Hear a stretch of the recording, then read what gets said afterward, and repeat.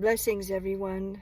Forgive me for not having a head cover. It was a unique circumstance. I'm in the car and I was listening to a message by Brother Zach, and I was inspired spontaneously to talk to you about suffering.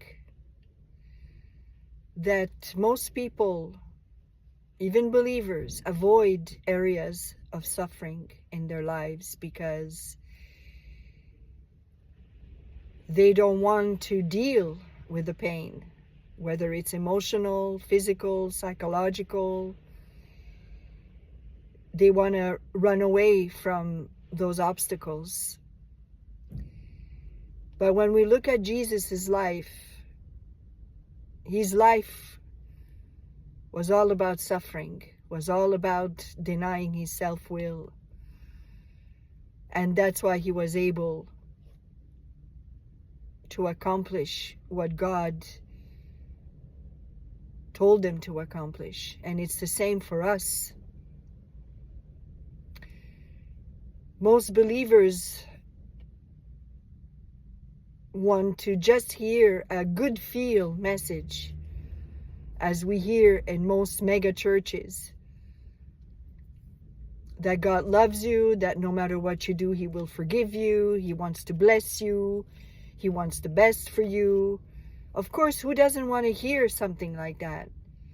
And it is true on a certain level. Yes, it's part of God's love for us, of course, but he also wants us to work and live through obedience.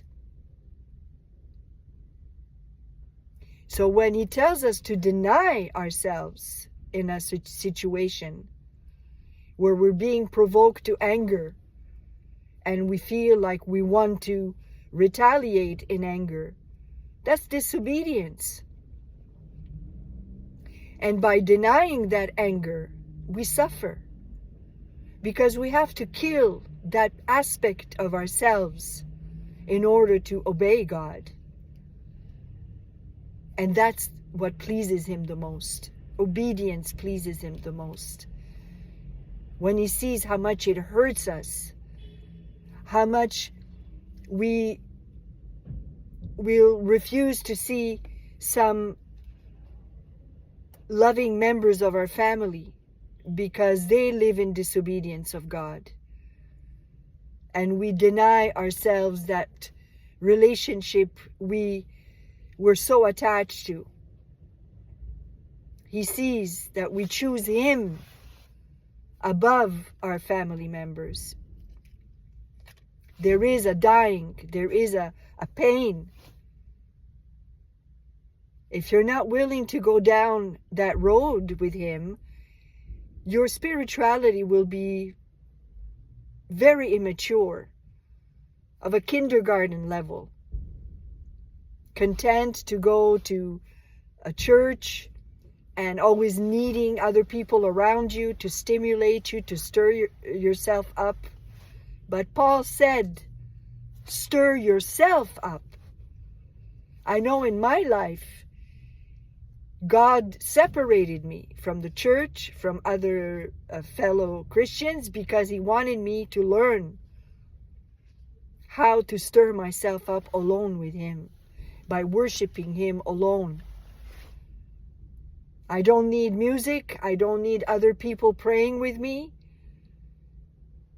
I've come to that level of spirituality through a lot of pain, a lot of suffering, a lot of isolation. And it was very painful to the beginning.